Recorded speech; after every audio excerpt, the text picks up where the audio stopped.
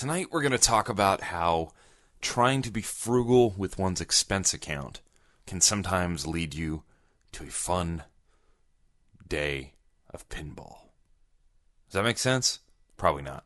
We'll get into it. It's Coast2Coast Pinball. It's episode 111. Let's go.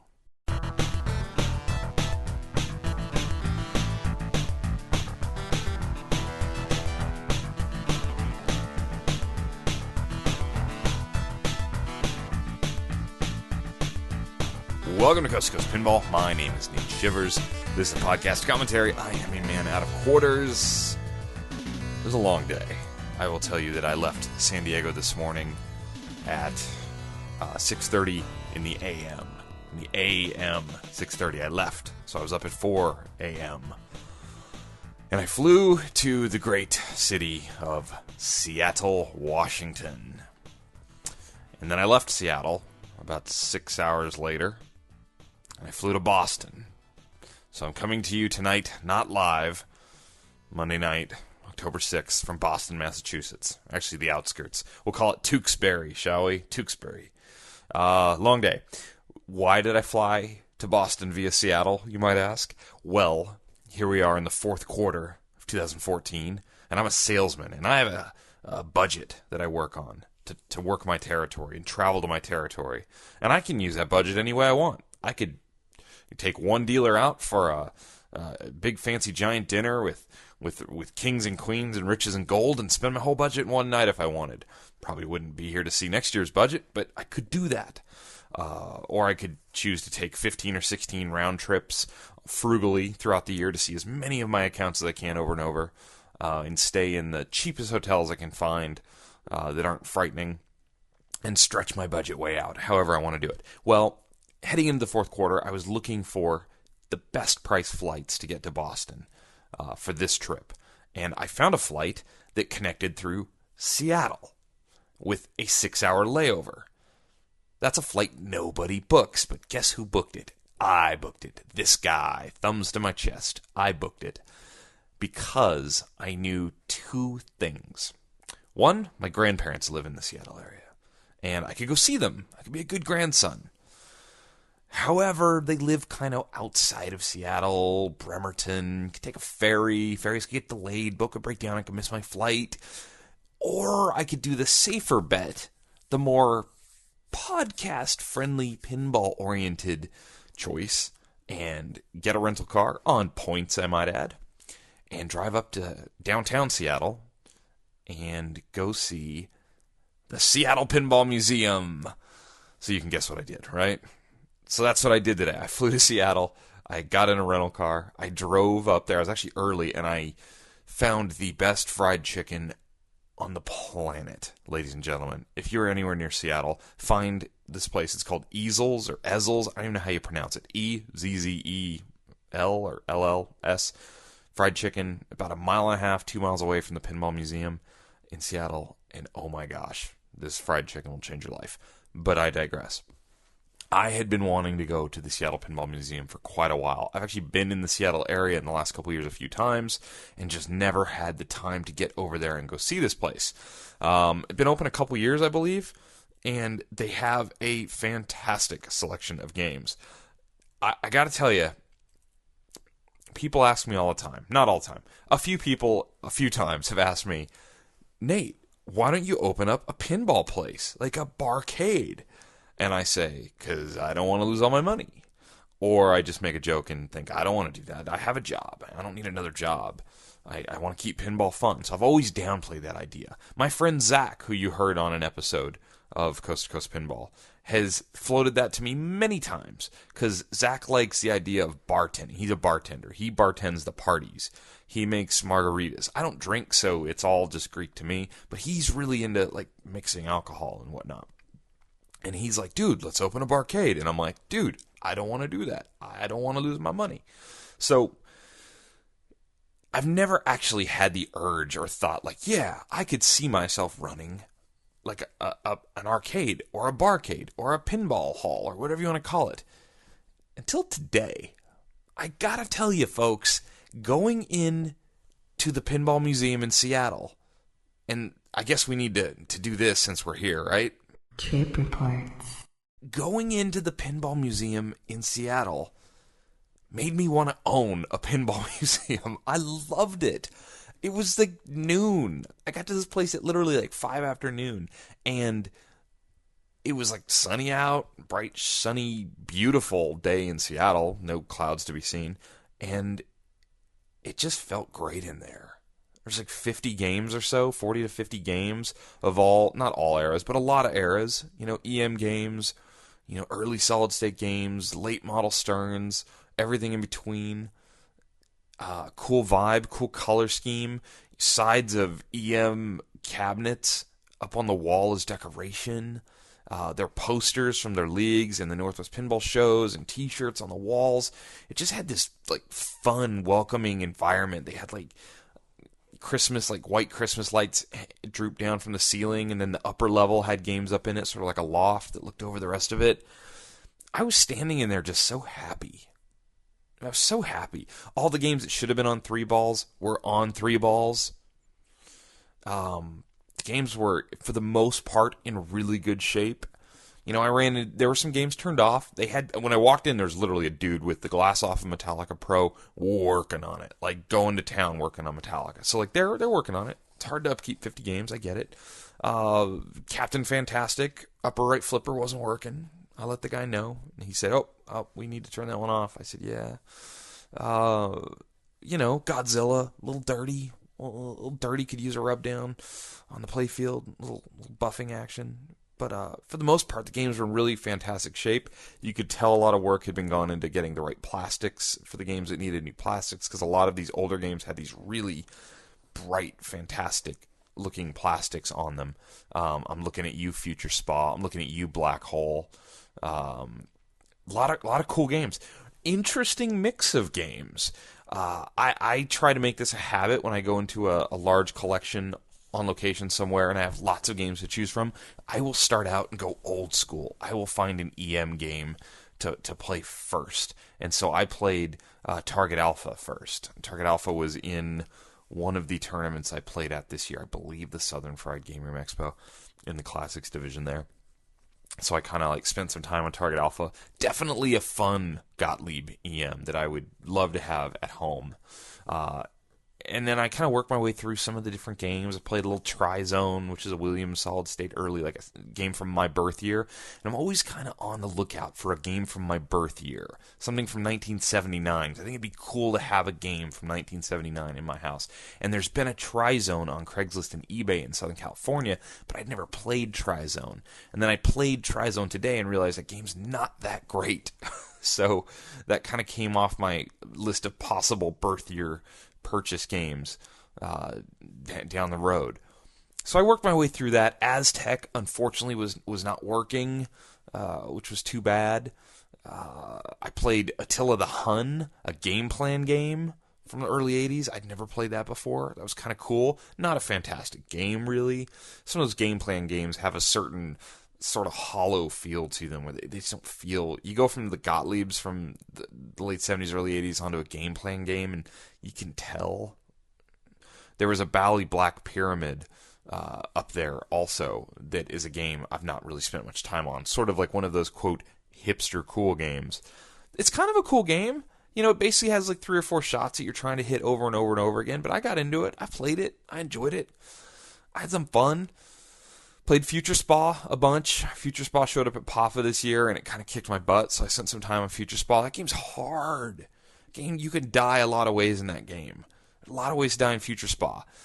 You've got to get that spinner lit.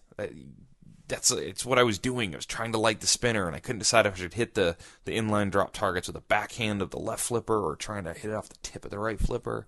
Fun game. I had a lot of fun playing that. I did play their Black Hole. It was the best, most beautiful Black Hole example I've ever seen.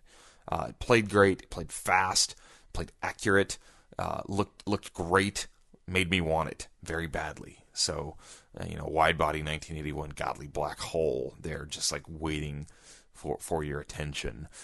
Their Creature from the Black Lagoon has the LCD hologram mod in it. I had never seen one in person. It's so freaking cool. It distracted me a couple times because I wanted to look at the animation going on the LCD screen, and then I lost track of where the ball was. So I'm kind of on a little creature kick lately. Been into that. What else did I play? I played their Metallica quite a bit because I'm like really wanting to buy a Metallica. I hadn't played an AC/DC Pro in a long time, and that game just doesn't hold up compared to Metallica Pro or the AC/DC Premium and LE versions. I'm sorry, that game is 50% of the game of the premium version. It just doesn't feel good. It feels flat. It feels dull. It feels boring. All those stand-up targets give you just no feedback to your shots. I know there's people listening to this that own that game. I'm sorry. That to me is a $2,800 game. There, I said it. AC/DC Pro is a $2,800 game. What are you going to do about it? See? Nothing. Because you're just listening to me. They had a really nice Space Invaders. They had a Rolling Stones. Didn't even touch it. Took some photos of it. That game's just begging me to put it on the D list.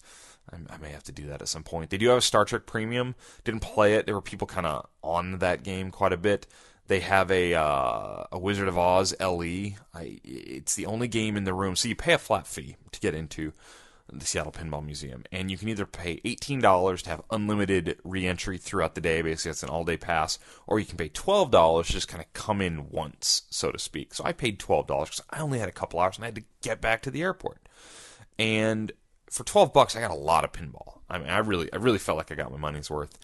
But the Wizard of Oz is the only game in the room that's not set to free play. They have that on $1 per play. The guy at the counter was really super nice, and I can't tell. Boy, if you operate an arcade or a pinball location of any sort, I cannot tell you how important it is to have a welcoming fixture, person, greeter, whatever, cashier in your establishment to make people feel comfortable. And the guy today did such a great job of asking me if it was my first time there. When I said yes, it was, he said welcome. He gave me a rundown of where all the games were, told me to go upstairs as much as I wanted. There were games up there. He said everything's on free play except for this Wizard of Oz. And then he started to go off on what was special about that Wizard of Oz. I think it was like the first prototype something. And I sort of zoned out and didn't hear exactly what he said because I wasn't going to pay $1 to play Wizard of Oz when I had 50 other games or so set on free play. So, really, really great collection of games. They had a nice Tales of the Arabian Nights next to a Theater of Magic, which is always cool to see. They had a Tales from the Crypt upstairs. It was getting played to death. Probably the nicest junkyard I've ever seen on location is there. I'm trying to think what else they had that really stood out. Those are the highlights. They had some Sega games. They had a Batman Forever. I mentioned Godzilla. They had a Rocky and Bullwinkle. So you can see that it's a really wide variety of games. There was a few other games that were there that weren't up, like Strange World, which is, I believe, an EM. Aren't they all EMs from that era? From Gottlieb back in the 70s. There was a Tron Pro with one of the light mods around all the clear amps. It was cool because I had not seen one of those in person. A really clean Whirlwind. Those are kind of the notes I have here.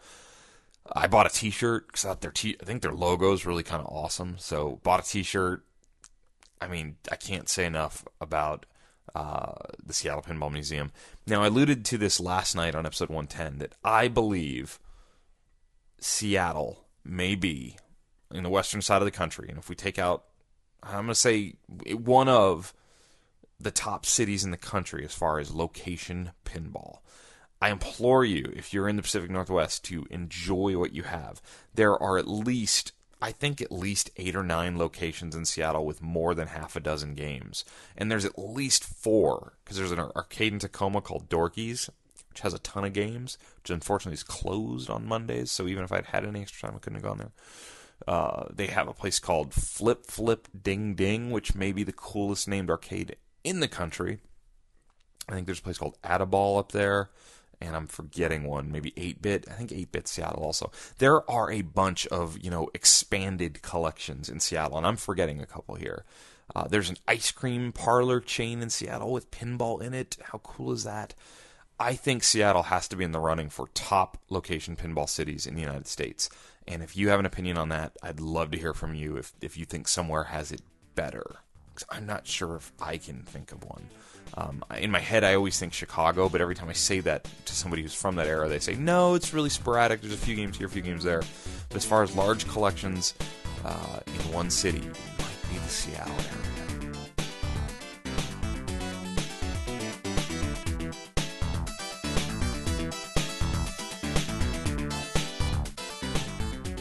Forum static. This is sort of both forum static and check the email. Oh, hell, we can do that. Check the email. I don't actually have his email in front of me, but I know that Evan, listener of the show, Evan wrote to me and asked me about my thoughts on a women's division in Papa, and I think I'll take that even farther and just sort of ask about a women's pinball division at any tournament. As a thing, a women's league, etc., etc. Should women be broken out and have the ability to play just with the girls on their own? And it's sort of a sociology experiment or conversation brought into the pinball world. And Evan wrote me about that. And then he made a post on Pinside, which you can find under the, I believe it's under the events section. It's a poll, and it says Papa's Women Division. And basically, it's a poll. Should Papa add a women's division? Vote yes or no. And right now, with 71 votes cast, there's 38 for yes, 33 for no. That's pretty down the middle. And I'm fairly surprised it's that even. I don't know if I thought it was going to be over. I guess I figured it would be overwhelmingly yes. Evan went and grabbed a bunch of the top women's names in their rankings. I think it's just U.S. rankings. And pulled them up. And kind of showed where they are. And it looks like the top-ranked woman right now is Jennifer Peevler, who's number 64 in the United States. I don't have the world numbers, but I guess in a nutshell, the Papa thing is sort of different because it's the World Championships. It's the big boys are playing in the A division, and it's sort of the World Series. It's something special. And they had discussed, I know, because there was postings about it, do we add a women's division to Papa? And they were looking for feedback. They want to know, would it be popular? Would it be a good thing? Would women feel insulted? It's not women have to play in this division, can't play with the guys. That's, of course, silly. But is there a reason to have a women's division in pinball? Now, certain part of me, thinks, okay, well, wait a minute, time out here. This isn't push-ups. This isn't pull-ups. This isn't, baseball or football or something where just the nature of the physical attributes that men tend to have versus the physical attributes that women tend to have give men a clear advantage in competition. I'm sorry, but if we're having a push-up competition, 100 general men pulled out of the population will beat 100 general women almost all the time. That's just the nature of it all, right? There's nothing in the makeup of a man physically that should prove that out to be true for pinball, right? I mean, we're like using a finger or two fingers, or two fingers on each hand, 4 fingers, depending on how you play, to push buttons. And maybe we're shaking the machine a little bit. Maybe we're nudging it a little bit. Anybody can do that. We've seen 10-year-olds do that at high level. So is there any reason to break women off into their own division? Is that sort of like kind of promoting women as the weaker sex or something? And I love women, so I don't like to do that. I'm all for, I consider myself sort of a feminist in a way. I'm for women getting equal pay, getting equal treatment, et cetera, et cetera. I think it's almost ridiculous that they still don't. Okay, granted. Part of me, however, is a realist about the nature of pinball as a hobby, a pastime, a sport, a game, whatever you want to call it. And if you go to a pinball event, it is mostly men. It is 90 to 95% men. I've seen it at Papa. I've seen it at big festivals. I've seen it at local tournaments. I've seen it on location. Today, at the Seattle Pinball Museum, there was about, I would say at the height of the day, when I was there from, about noon to 2, there were, at any given time, maybe a dozen people there. And at most, there was 2 women in the room. at most. It was most of the time it was one woman in particular who really liked playing Tales from the Crypt. So realistically, there's a lot more men involved in this hobby. Now, why is that? Is it just because it appeals to men more? Is there something about just games in general sort of appeal to men more? Is it the video game to then pinball thing? I don't know. You tell me. So part of me thinks, well, yeah, if we're trying to bring more women into the hobby, because we want more women in the hobby. Hello, dudes. We would like more pretty girls playing pinball because they're pretty girls. Just saying. And okay, that's just me being silly, but realistically, we just want more people into pinball. We want pinball to grow. We want to walk into establishments and see pinball machines. And if you have 50% of the planet not as interested in something, we should try and get them interested, right? So if we can get women more interested by offering them an experience that caters to them a little bit, then what's wrong with that? That's great. So I guess that's why it's split, because there's probably some people coming to both of those conclusions. There's probably some women who would say, I don't want a women's division. I just want to play with everybody. We're all just pinball players. Let's all play together. I respect that. And I'm sure and I know there are women who would rather play in a tournament, or at least have the option to play in a tournament, or a league for that matter, with other women, because of the social experience you get from it. It's got to be a little bit, I don't know if intimidating is the right word, but I would say, living with Teresa, I would say she would put it more like, it's got to get a little old being one of the only women in some sort of competition or hobby or sport and just being stared at all the time. And I know that's what happened because I watched it happen at Papa this year.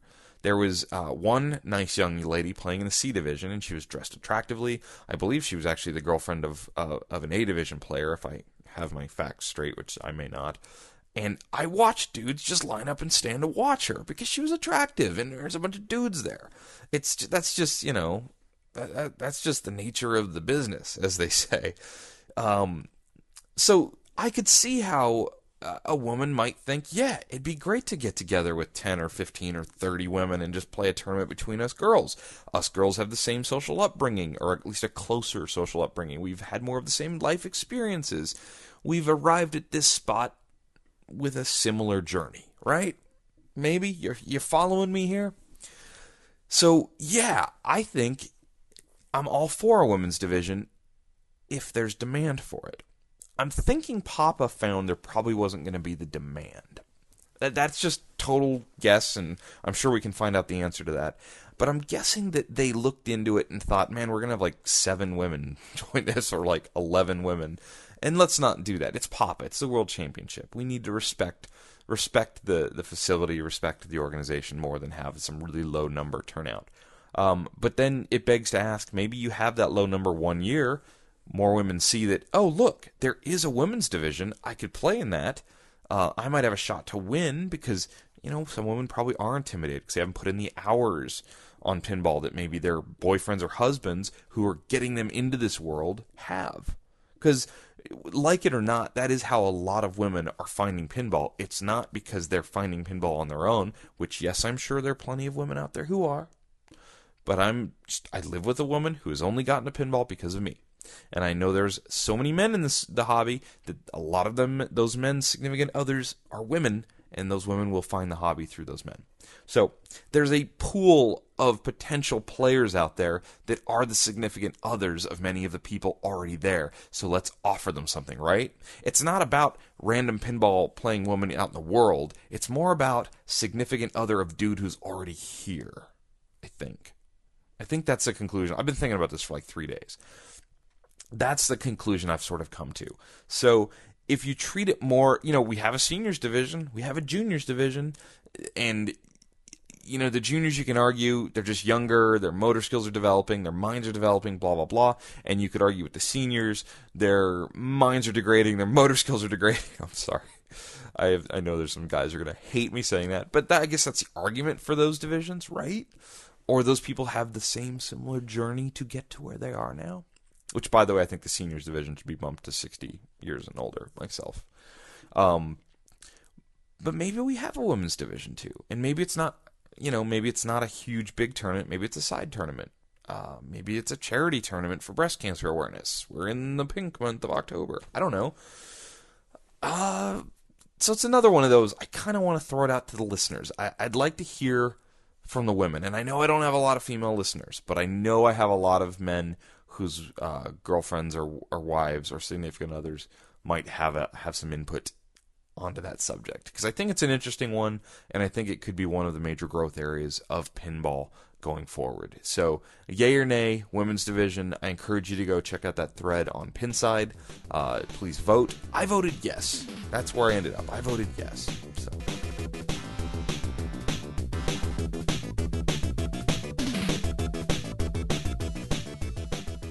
Check the email.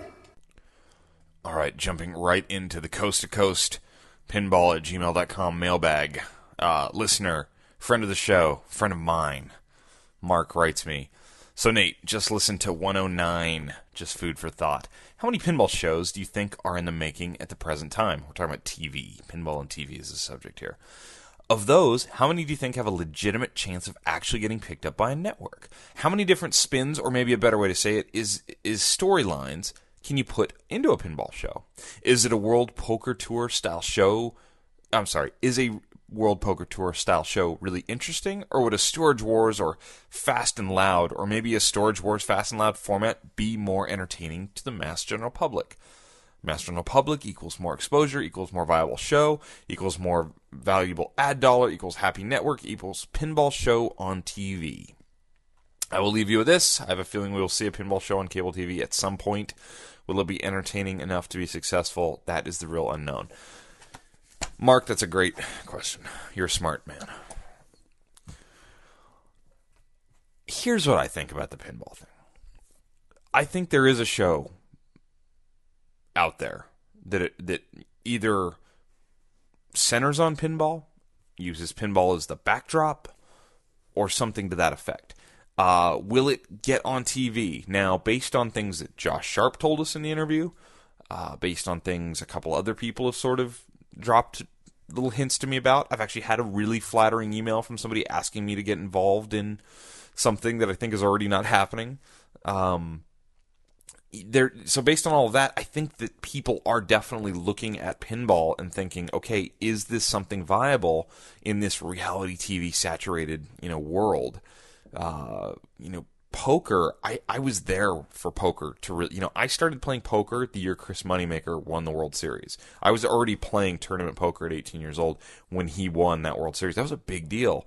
And then we saw what happened when televised poker really took off based on the anybody can do this. Come on in, throw your money in, you can play with the big boys. But what drove televised poker was not simply cards on a table. In fact, a lot of times I get really turned off by some production of poker on television when it's just cards on table with people I've never seen, or not good commentators. I think the commentators can make or break poker as a TV show. What really made poker go was the personalities. You had the Phil Hellmuths, you had the Chris Ivies, you had the Chris Moneymakers to a degree, although I don't know that he was all that, I don't know. Chris Moneymaker is the famous one, but I don't think he was really a great, I don't know. He wasn't Daniel Negreanu. Let's say that. Daniel Negreanu became a celebrity based on poker. You had these people who had interesting personalities, knew how to play it up for the cameras, knew how to really, connect with an audience, so to speak. That's what really drove, the World Series of Poker and some of the World Poker Tour television.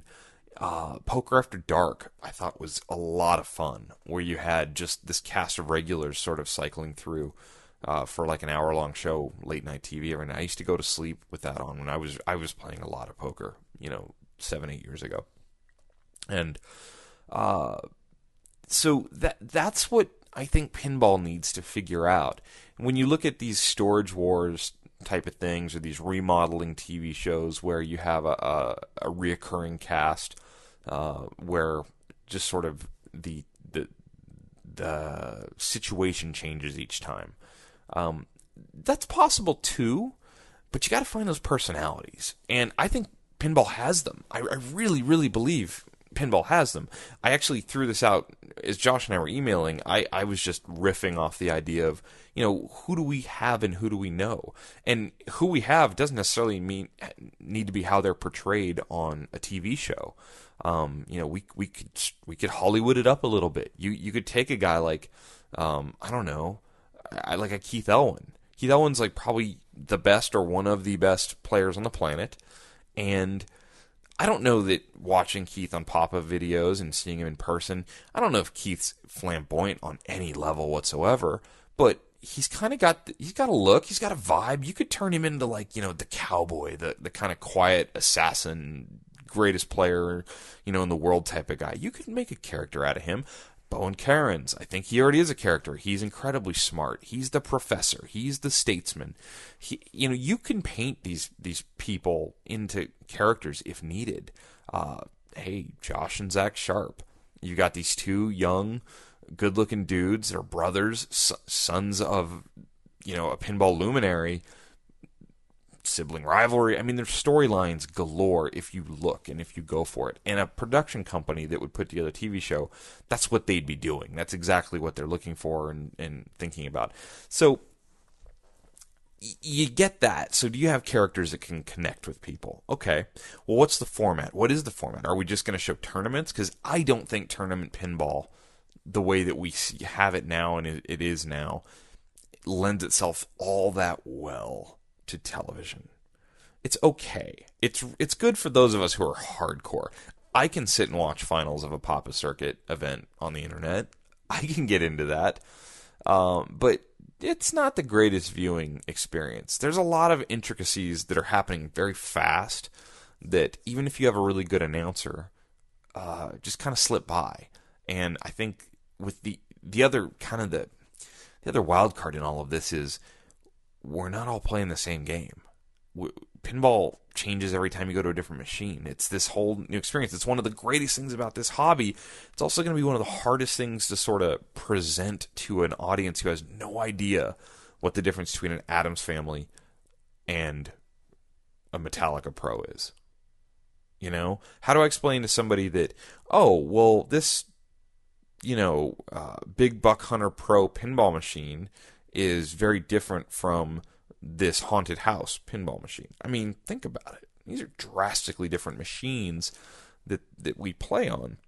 What's the story? What are we doing? Are we following the Papa Circuit around and tracking those top players? I think there's a show in there. I don't know how compelling it is. I don't know that it's that successful. If you tracked the top 10, 15, 20 players and kind of, documentary style type of thing, I think that'd be incredibly fun. If I win the lottery, I will do that. I will do that myself for 1 year. I'll do a year on the road with high level pinball players. I would enjoy that greatly. I don't know if anybody would watch it outside a few hundred of us. So you got to find a way to tell a story through pinball. And is it through competition? Maybe. If you could figure out a format or a way to do it that translated really well to TV, that might be the answer. Is there a reality show based on, buying, selling, flipping? Maybe. I think that model's been so overdone. I think that would get old really quick. I could see you getting 6 episodes out of that and it being like, all right, yep, hey, look, it's an old thrash Twilight Zone. We're going to order up the parts. We're going to strip this playfield down. I mean, how many times can you do that before it's just dull? I had another one. Hold on. Is there a reality show based on TNT Amusements or one of these type of, places? These shops, more like now we're talking more like a Pawn Stars, where it's the people that work in the business, maybe that run an arcade / restoration business. I mean, yeah, there's probably a show in there. Again, I feel that's a little limited. I don't know that helps grow pinball as a hobby. I think there needs to be some way to integrate competition, playing, the machines, the personalities. There's something there's some magic story to be told there through a pinball TV show. I'm not sure I know what that is yet. I'd love to be a part of it. I'd love to be the one that thought up the idea. But it's an interesting question.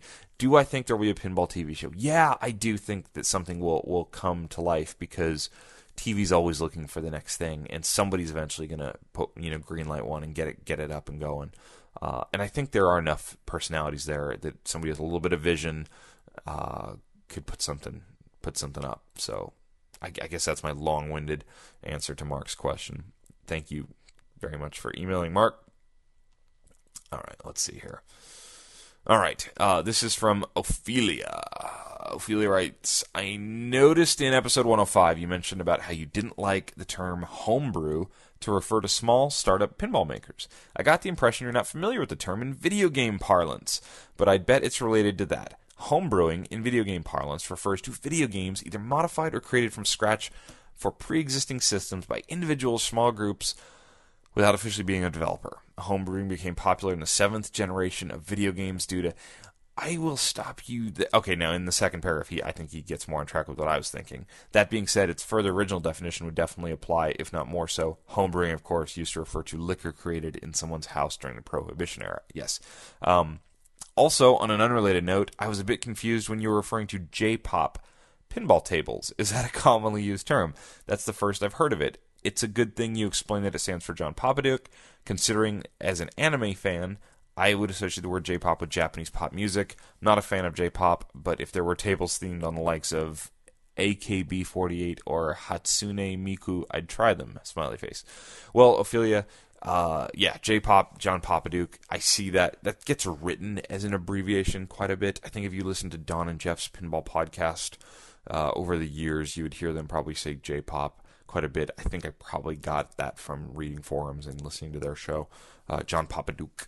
Yeah, that's what J-pop refers to. Yeah, homebrewing, I guess when I say the term homebrew, I do picture like three rednecks in the Ozarks, distilling something in a basement that they're going to drink and have a good, long, happy weekend.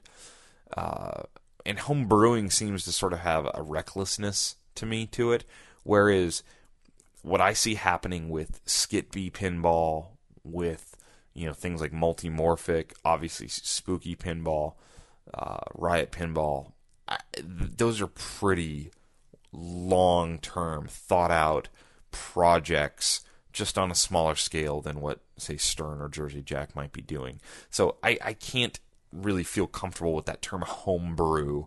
Homebrew might apply to Ben Heck's, crazy one-off machines, something like that, or Charlie from Studio Pinball's One Godzilla, remake, or maybe even The Matrix, homebrew game that Dutch Pinball did. But as far as something that's going to get built 250 times or even 100 times, that's not really homebrewing to me. That's something else. I'm going to call that boutique or independent makers or something like that. I think that's the independent segment of the market. But thank you for listening. Thank you for catching stuff like that. Sorry it took me a little while to get to your email there. But good question nonetheless. Listener Chris writes me, Lion Man, ? No, Chris. No. I'm actually having a lot of trouble with the mailbox tonight because I have literally, I think, about 80 emails with photos of initials on machines, because when we did the episode with Ryan Clador and Robin from Pinside giving away a free shirt, I asked you to send me in a photo of your initials on a machine to win a shirt. I'd take the third one, and I chose a low number because I always get paranoid. I know what the downloads are for these episodes, and I know there's a lot of you listening, but I don't know how many people are actually going to take the time to email me a thing to win a shirt. So I figured third one. Well, I had the third one within an hour and 20 minutes of posting the episode. And I posted late at night, so of course the winner was from Australia. So I do apologize to all of you who kept emailing over and over and over. And I'm, Sorry, but now I'm having to dig through all your guys' emails. But Charles from Australia won the shirt. He sent me his initials on a NASCAR machine, I believe. So that happened really quick, and now I'm just floating through a sea of, like, let's click one here, just randomly. Free shirt is the subject of John's email, and John sent me a Bride of Pinbot with his initials. What was his score? Let's take a look. 8 million. 8 million? No, 880,650. That's not that great of a score, John. I think we can do better than that. Let's, just kidding. I'm sure there's another one. Here is, contest. Friend of the show, Brandon. Brandon, 2.2 billion. 2.2 billion, Brandon, on, what is that, World Cup Soccer? I think it's World Cup Soccer. Thank you, Brandon. Brandon, I hope you're coming to Expo. I don't know if you are, though. It'd be good to see you. Who else we got here? Lucas. Lucas sent me, looks like Medieval Madness, grand champion of 69 million. Pretty good score, right? It's okay. Grand champion, though? What'd you do? Reset your game, get your initials up there, Lucas? No, I'm just kidding. I kid. That score's fine. I'm just joking as I dig through this mailbag. I had a question from someone whose name I cannot pronounce because it has letters I don't recognize, asking about shipping shirts to Norway. Yes, sir. Boy, I'll try your name, I guess. Is it Oyvind? Oyvind? Yes, I can ship shirts to Norway. Do me one favor if you're listening to this. Don't buy a shirt till after Expo, because I'm mailing all my shirts to my hotel in Chicago. Now that's happening, so I don't have the shirts to mail you, and I'm on the East Coast anyway. So, looking for an email. It's not initials. Sorry, this is really bad podcasting here. Hi, Nate. Question for the show. What is your favorite part of the hobby to cover for Coast to Coast Pinball? I.e., games, new games, locations, tournaments. Thanks so much for all you do. 107 shows is really quite something. Really do appreciate it. Thanks, Todd. Well, Todd, thank you. That's very kind of you. What is my favorite part of the... I don't know. I get pretty jacked up when new games get released, obviously. I think that kind of drives me to the computer right away. I have really enjoyed some of the conversation. I hate to say interview, because I don't really consider them solely interviews, but some of the conversation shows that I've done, that's been fun. I like those because if I know what I'm doing going in, it's pretty low stress. One can just go. I do like covering, here's my problem with the tournaments / expos / festivals. I build those things up a lot ahead of them. I get really excited, and then I get there and I get torn because I want to go to the show and do all this stuff for the podcast, for Coast to Coast Pinball, as a site, as a podcast, do a video for it, whatever, try and bring the experience out under the Coast to Coast umbrella. I do want to do that. But then part of me is like, I just want to play pinball. I want to play in the tournament. I want to enjoy this. This is fun. And I get sort of torn, not knowing what my place really is there. And depending on the show, depending on what's going on, some shows are just like super, super, super welcoming. Like Southern Fried Game Room Expo. I show up there and I'm getting recognized. People are wearing Coast to Coast Pinball t-shirts. There's a badge with my name on it. I'm speaking on the panel. It's like, you can't really ask for something more welcoming and awesome than that. Then there's the Northwest Show. The Northwest Show, Seattle. I love Seattle. I go to Seattle, never really felt super connected to what was going on. They totally took care of me. They invited me. They got me a press pass. And it just kind of was on its own. And I didn't really feel like that show didn't have a lot of like life bursting out at me, which I guess I was hoping for. Now, with that being said, I got to hang out with Rob Burke and John Papaduke at that show and had an amazing time. So that was a lot of fun. I really did like that. The people of this hobby tend to be what I think most people at the end of the day, after they've played all the games that they want to play and they've competed and done all this, I think the big takeaway here is that there's some really good people into this hobby, and if you find them, you'll enjoy yourselves no matter how good or bad you might play. So I guess it's that.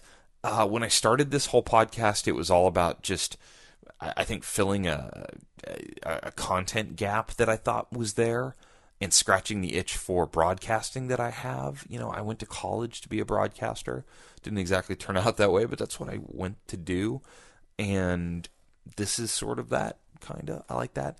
But I guess I would just say is when I don't know, when something new is happening for me, either a new place or a new game or a new person to talk to, and it's just that spark, that feeling that gets me back to that first day when I walked up to a Terminator 2, and was like, whoa, pinball. Or the first time I found a Doctor Who game on location after having just watched like a Doctor Who marathon on PBS over the weekend and got to like shoot the Daleks, and that excitement of being a kid.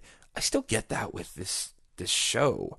And pinball has that funny ability to do that to me. And I think a lot of grown men still walk up to a pinball machine, whether it's Future Spa or Star Trek Premium, and they're kind of excited. They're waiting for the sounds and the lights and the feedback of the ball hitting the drop targets. There's just something inherently just good and fun about pinball.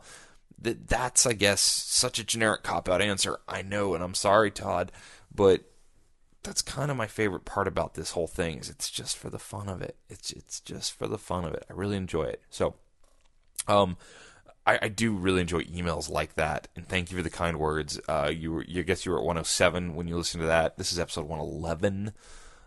I mean, there's no stopping. I see no end in sight. I've had those emails like, hey man, are you ever going to burn out? I don't know. I don't think so. This is fun. I like it. I travel a lot. I have lonely hotel rooms. I can talk to like a few thousand people through a silly mic through my computer. It's kind of great.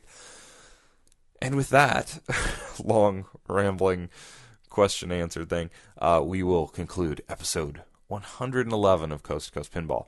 Like us on Facebook, follow us on Twitter, email me at coastpinball@gmail.com. If you're coming to Expo, please find me, say hello, let's play a game and all that good stuff. So thank you very much. Talk to you later.